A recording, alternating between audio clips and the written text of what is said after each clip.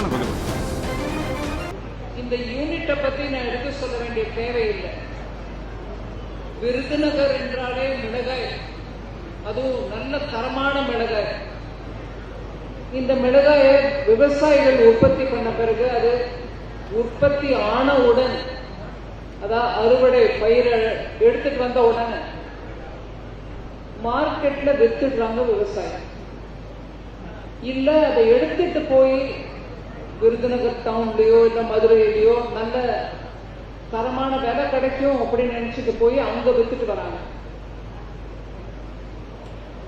இதுல ஒவ்வொரு மாவட்டத்திலையும் அவங்களுக்கு இருக்கக்கூடிய பொருட்கள் எல்லாத்துக்கும் நல்ல விலை கிடைக்கணும். அந்த விலையோட இல்லாம வேல்யூ அடிஷன். மிளகாய்னா மிளகாய் சுத்திகரிக்கப்பட்டது, மிளகாய் பொடி, அப்படி பலவிதமான அடிஷனல் ப்ராடக்ட்ஸும் பண்ணி கொடுத்தோம்னா மிளகாய் விவசாயிக்கு நல்ல விலை கிடைக்கும், நல்ல ரேட்ல அவங்க விற்க முடியும் அப்படிங்கிற அந்த எண்ணம்.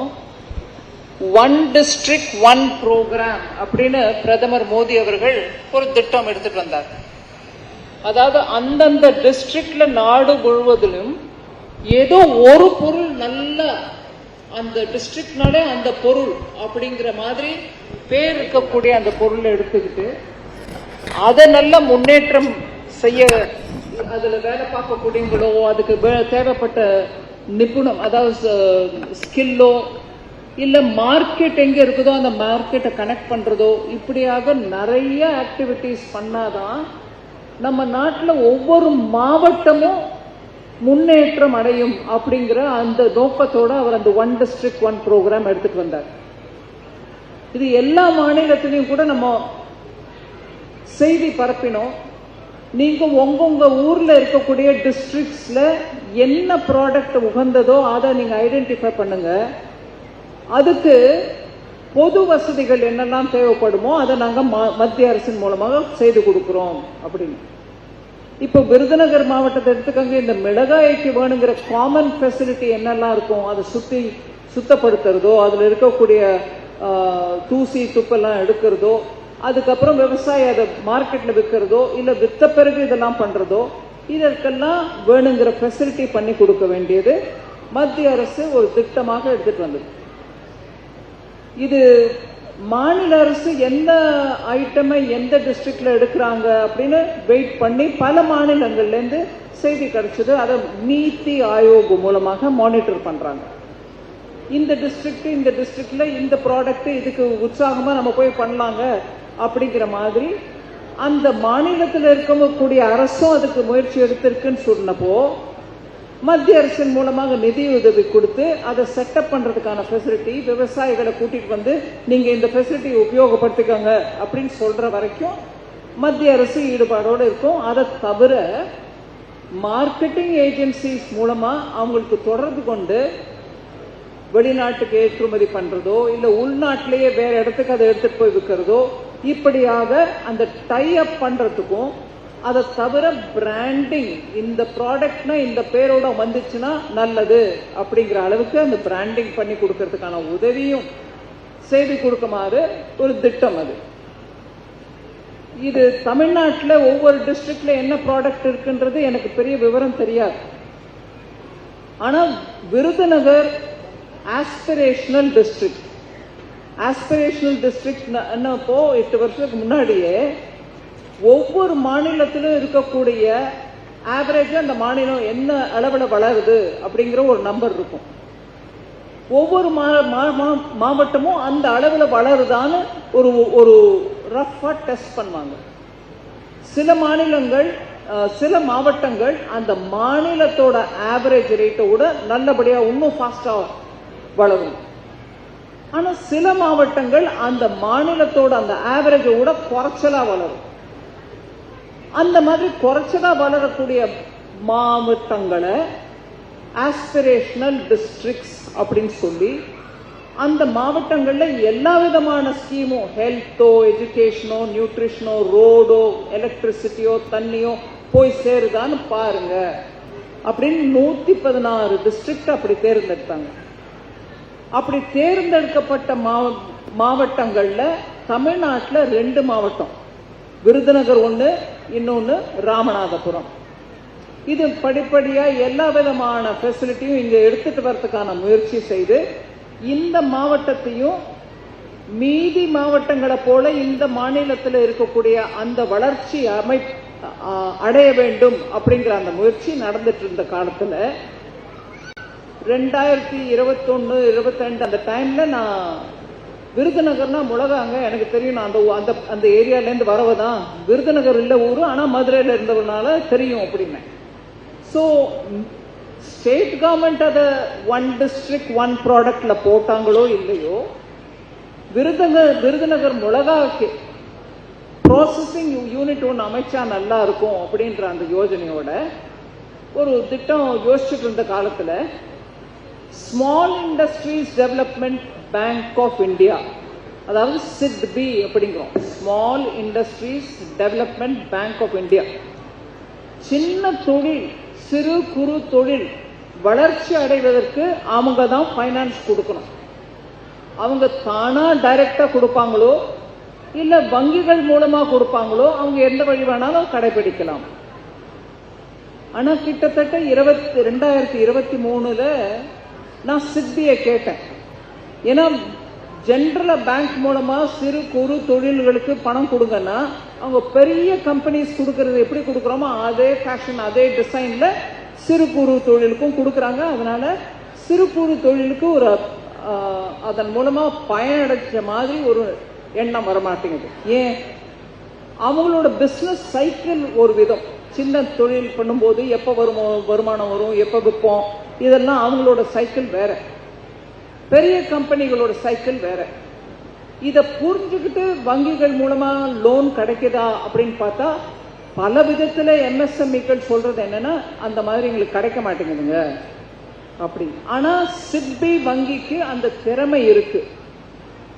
சிறு குறு தொழில்கள் அவங்க பிசினஸ் பேட்டர்ன் எப்படி இருக்கும், அவங்களுக்கு முதலீடுக்கு பணம் எப்ப தேவைப்படும், ஒர்க்கிங் கேபிட்டல் எப்ப தேவைப்படும், அவங்க பொருள்கள் வித்த பிறகு எத்தனை நாள் கழிச்சு அவங்களுக்கு வருமானம் வரும், அந்த வித்ததுக்கான சேல்ஸ் பண்ணதுக்கான பணம் வரத்துக்கு 45 நாள் 60 நாள் 90 நாள் கேப் இருக்கும் அப்படிங்கறத நல்லா புரிஞ்சுக்கிட்டவங்க SIDBI.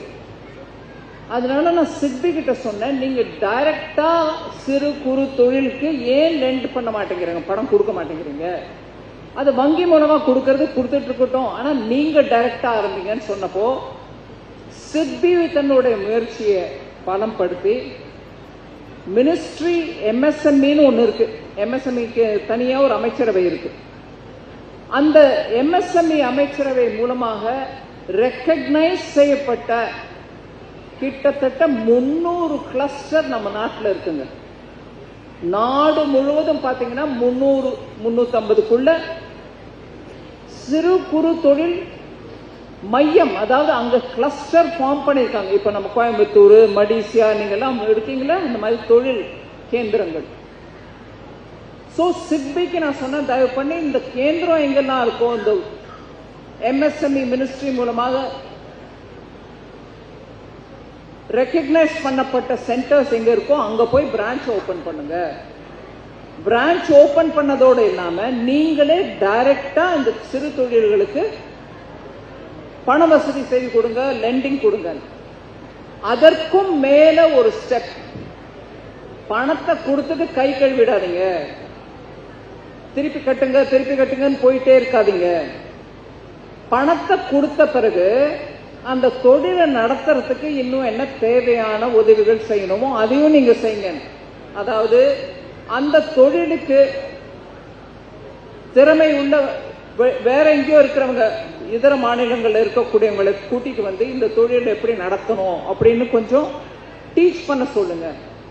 அதை தவிர பேக்கிங் எப்படி பண்ணணும், அதுக்கு பிராண்ட் என்ன கொடுக்கணும், இதெல்லாம் சரி. அதுக்கப்புறம் மார்க்கெட் எங்க இருக்குது, இதெல்லாம் டைப் பண்ணி கொடுக்கறதுக்கான ஒரு சின்ன குழுமம் இருக்கணும்.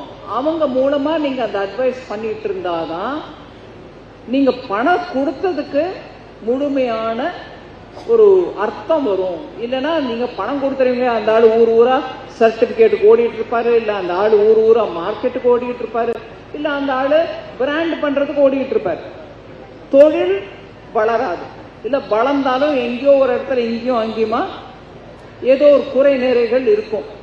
அதனால ஆக்சுவலா நல்ல மார்க்கெட் கிடைக்கக்கூடிய மார்க்கெட் கூட நம்ம ஏற்றுமதி பண்ண முடியாது, விற்க முடியாது. பணத்தோட நீங்க இந்த மாதிரி ஒரு அசிஸ்டன்ஸும் ஹேண்ட் ஹோல்டிங்கும் கொடுத்தாதான் சிறு குறு தொழில்கள் வளரும் அப்படின்னு சொல்லி அவங்க கிட்ட சொன்னேன். இன்னைக்கு அந்த வழியில தான் இந்த யூனிட் விருதுநகர் மிளகாய பிளேக்ஸ் ஆக துண்டு துண்டா அப்படி பிளேக்ஸ் ஆக விற்கிறாங்க, இல்ல பொடியா விற்கிறாங்க, இல்ல வெறும் மிளகா காம்போட கிளீனா நல்ல பேக்கிங் போட்டு விற்கிறாங்க. ஆல்ரெடி அவங்களுக்கு ஏற்றுமதிக்கான வாய்ப்பு இருந்துதான் இன்னைக்கு நம்ம 3-4 வண்டியே பிளாக் பண்ணோம். இலங்கைக்கு போகுது. விருதுநகர் மிளகால பெஸ்டிசைட்ஸ் பூச்சி மருந்து ரொம்ப குறைச்சலா இருக்கிறதுனால ஏற்றுமதிக்கு நல்ல உகந்த மிளகாய் அப்படின்ற ஒரு குவாலிட்டி ரெக்கக்னைஸ் ஆயிருக்கு. அது நம்ம விருதுநகர் மாவட்டத்துக்கே ஒரு பெரிய நல்ல பேரு. விவசாயிகளுக்கு நன்றி சொல்ல வேண்டிய கடமைப்பட்டிருக்கேன். பெஸ்டிசைடு உபயோகிக்காம நீங்க ஒரு பொருள், அதுவும் உணவுப் பொருளை தயார் பண்றீங்களே, நீங்க தாங்க நிஜமாவே அன்னதாத்தா. அப்பேற்பட்ட மிளகாய்க்கு ஏற்றுமதி இலங்கைக்கு போகுது. இப்போ அவங்க இந்த குவாலிட்டி, அதாவது பெஸ்டிசைட் குறைச்சலா இருக்கிறதுனால அமெரிக்காக்கே நம்ம கூட ஏற்றுமதி பண்ண முடியுங்கன்ற நம்பிக்கை நம்ம ராமநாதன் சாருக்கு இருக்கு. அவர் தான் இங்க முழுமையா உழைச்சிட்டு இருக்காரு. சோ விருதுநகர்ல இருக்கக்கூடிய விவசாய குடும்பங்களுக்கு அவங்களுடைய மிளகாயை வேற எங்கேயோ எடுத்துட்டு போக வேண்டாம், இப்ப இங்கேயே அதை நல்ல ப்ராசஸ் பண்ணி ஏற்றுமதி பண்றதுக்கான வாய்ப்பு, நல்ல ரேட்டும் கிடைக்கும். அதை தவிர வீட்டில் விவசாய குடும்பத்தில் இருக்கக்கூடிய பெண்கள் இங்க வந்து இங்க தொழில் அவங்களும் வேலை வாய்ப்பு கிடைக்கிறதுக்கான வாய்ப்பு இருக்கிறதுனால இங்க வேலை பார்த்து அந்த விவசாய குடும்பத்துக்கான வருமானம், விவசாயம் மாத்திரம் இல்ல, அவங்க போய் இந்த மாதிரி இடத்துல வேலை பார்த்து அவங்களுக்கு அவங்க ஊர்லயே வேலை வாய்ப்பு கிடைச்சு அந்த குடும்பத்துக்கான வருமானம் வளர்றதுக்கான நல்ல திட்டம். அதனால சிட்பி அதிகாரிகள் நான் குறிப்பிட்டு சொல்ல விரும்புறேன். மனோஜ் மித்தல் அவர்கள், பிரகாஷ் குமார் டெபுட்டி எம்டி அவர்கள், அதே மாதிரி சிட்பி விவேக் மல்ஹோத்ரா சிஜிஎம் அவர்கள், பிரவீன் குமார் ரீஜனல் மேனேஜர் அவர்கள், இவர்கள் முழுமையா தன் ஆர்வோட இந்த யூனிட் நல்ல ஒரு கிளாசிக்கல் யூனிட், அதாவது முன்மாதிரியான ஒரு யூனிட்டா தயார் பண்றதுக்கு இவங்க முழுமையா உழைச்சாங்க. திருச்சூழி மக்கள் நிஜமா எனக்கு நன்றி சொல்ல வேண்டாம். இந்த 4-5 அதிகாரிகள் நான் பேர் எடுத்தேன் பாருங்க, அவங்க எல்லாருக்கும் நன்றி சொல்லுங்க.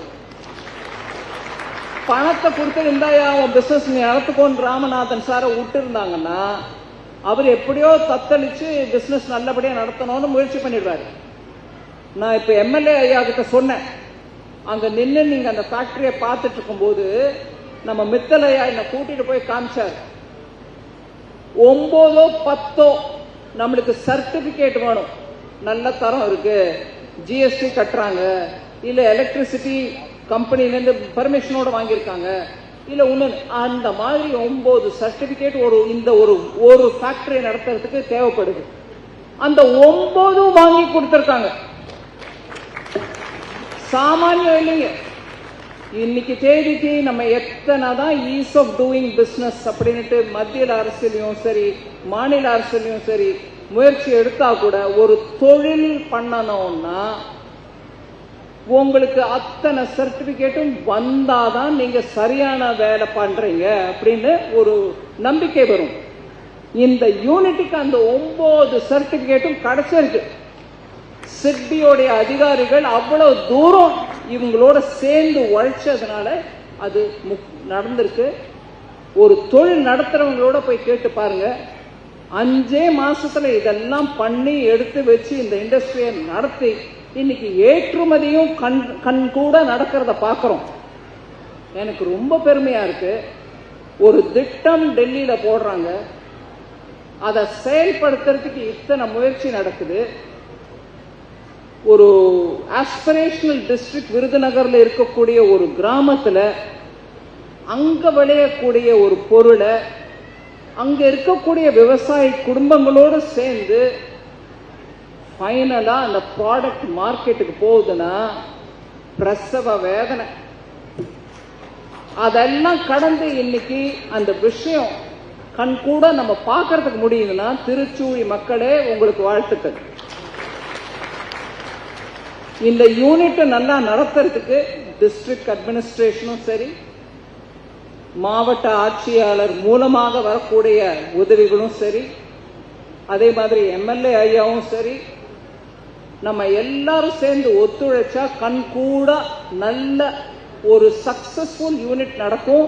அது எனக்கோ இல்ல வேற யாருக்கோ பெருமை இல்லை, நம்ம மக்களுக்கு உதவக்கூடிய ஒரு திட்டம் செயல்பாட்டுக்கு வந்து மக்களுக்கே உதவுதுன்றதுதான் விஷயம்.